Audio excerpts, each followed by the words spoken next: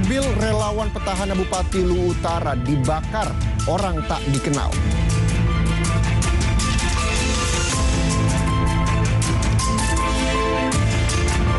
Ditemukan adanya pelanggaran, sejumlah TPS akan gelar pemungutan suara ulang, di antaranya 3 TPS di Tangerang Selatan, Banten.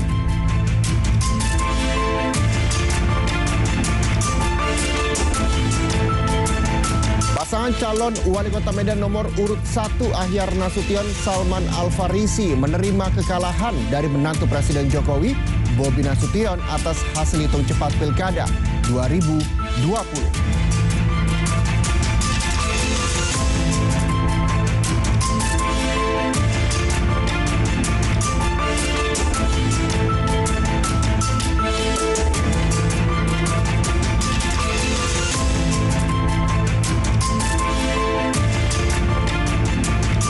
Selamat sore saudara, selamat datang di Rumah Pilkada 2020. Setelah kemarin kita melaksanakan Pilkada serentak Pesta Demokrasi di 270 wilayah di Indonesia, kini Rumah Pemilu, Rumah Pilkada 2020 hadir menemani Anda. Bersama saya Muhammad Syareza di Kompas TV, independen, terpercaya.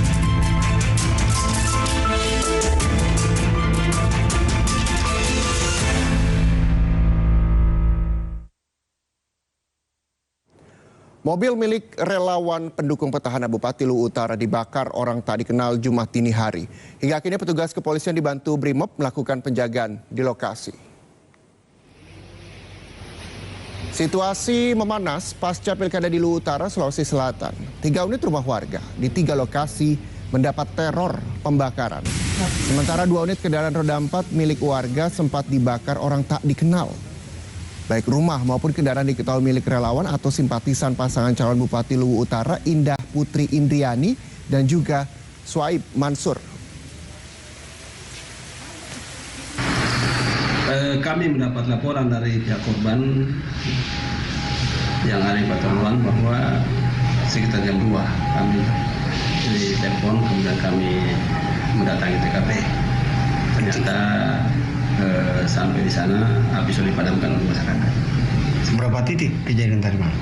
Kejadiannya 3 titik dan yang mengalami korban 2 titik. Sementara yang 1 korban tidak berhasil